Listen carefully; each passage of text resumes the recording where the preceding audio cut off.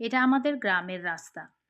কাঁচা পাকা দিয়ে তৈরি, একা বেঁকা ডিজাইন, সবুজ গাছপালা আর ফরেস্টের গাছ দিয়ে সাজানো। ভীষণই সুন্দর পরিবেশ। একবার যদি আসো, সত্যিই বলছি, প্রেমে পড়ে যাবে। কারণ আমিও পড়েছি।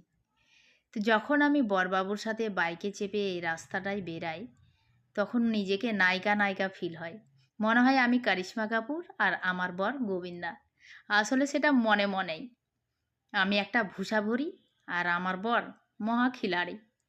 চলো বন্ধুরা, এই দেখো এবার বাইকটা কাঁচা রাস্তায় নেমে গেল। তারপরেও ভীষণ সুন্দর আমাদের রাস্তা, দেখো। তো চলো আমাদের গ্রামের বাড়িটা একটু দেখাই। যদি ভিডিওটা ভালো লেগে থাকে তাহলে অবশ্যই একটা সাবস্ক্রাইব, লাইক, কমেন্ট, শেয়ার যদি পারো করে দিও। তো চলে আসলাম আমাদের গ্রামের বাড়িতে। সবাইকে হরে কৃষ্ণ, রাধে রাধে। আর এটা হচ্ছে আমাদের পাকা বাড়ির সাইডে একটা টিনের বাড়ি। গরমের সময় আমরা সবাই এখানেই খাওয়া দাওয়া করি, আর সোপ পেতে আবার দুপুরবেলা ঘুমিয়েও যাই। তো ভীষণই ঠান্ডা গরমের সময়, যেহেতু নিচটা মাটির আছে, মেঝেটা। আর সবাই এখানেই থাকি বেশিরভাগ। আর আমার সাথে সাথ দেয়, এই দেখো, আমার বরবাবু পরাণ চাষি। এটাও কিন্তু কাঁচা পাকা দিয়েই তৈরি।